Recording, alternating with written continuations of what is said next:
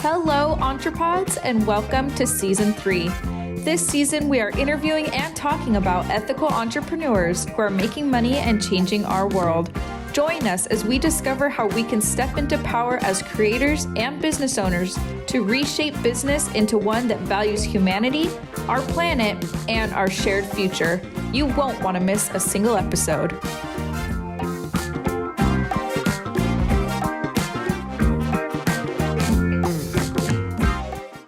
My mother we would watch, when we were young, we'd watch the sun, when the sun come at a certain time, then the flowers would come up. So my mother was getting these almanacs and watching the sun and the moon and knowing when to plant. She planted her garden. And so I learned how to plant garden and grow my own food. So I just learned a lot of resources as a child, how to survive. We were not rich in the South. I never really had lunch money when I went to school, but I learned how to survive with what I had. And we're just a community of giving and sharing, but we also learned how to just really use what we had on hand. Make do with what you have, and there's a use for everything. There is a use for everything. And that's why I'm a pack rat, because I'm like, but I could use this someday, because we grew up not very wealthy either in the South. And I'm going to tell you, there's a lot of similarities. And it's funny because, there's TikTok now, and I'll look through it. And one girl was talking about, if you know, you know, and she had a picture of like a couple of things. And I instantly had a reaction and emotion to all the pictures. And I thought it was interesting that she grew up poor and black and I grew up poor and white, but it was the same because we're in the South. So one of the things was those little hair ties that have the plastic on them. As soon as I saw that, I was like cringing, because I know what it feels like when you're trying to do your braids and it smacks on your skull, right?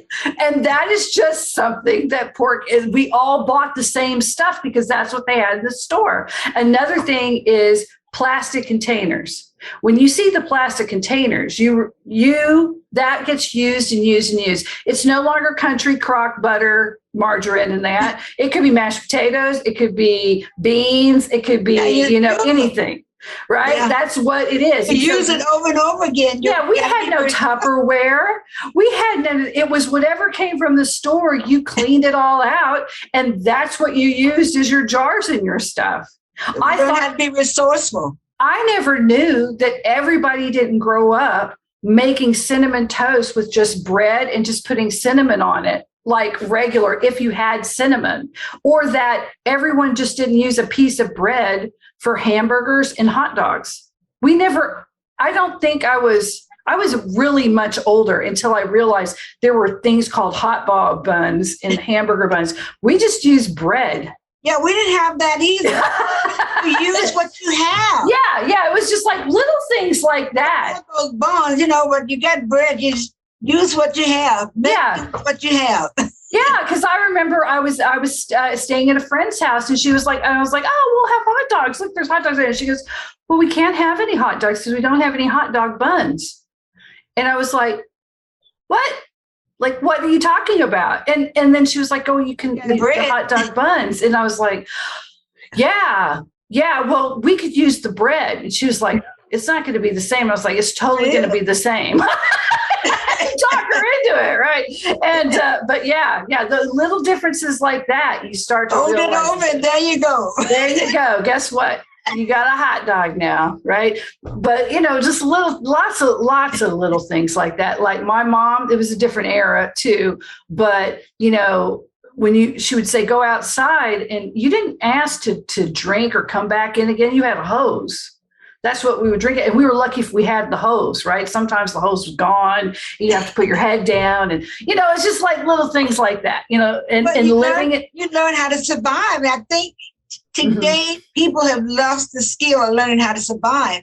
I had a little 7-year-old came to me, and he wanted to kill himself because he couldn't get his iPod machine. When he think So they're so used to having so many material things that when things are not where they're supposed to be, what they think they're supposed to have. I said, you just got here. You can't kill yourself. You just got to the planet. You're only 7 years old. You can't. Because, and what's worse is he wanted to kill himself because he couldn't put the machine together that was making him want to kill himself. Mm-hmm. Yeah, we had, I know a lot of people don't realize it, but after World War II, they didn't have places to play, especially in England and Poland and different areas.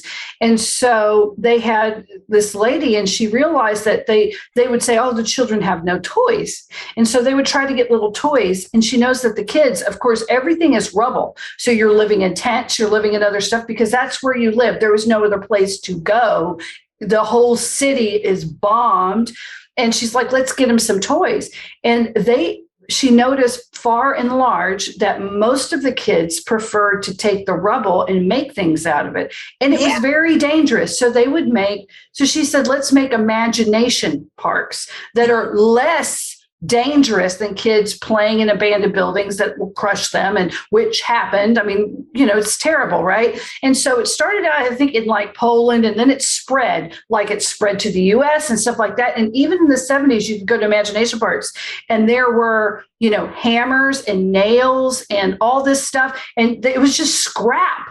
Literally scrap metals, scrap stuff, a million things that you could kill yourself on, and you were building. Let's build this. Let's nail this to a tree and see if we can stand on it without dying. And none of the kids really, it's just that was out there, but it was that mentality.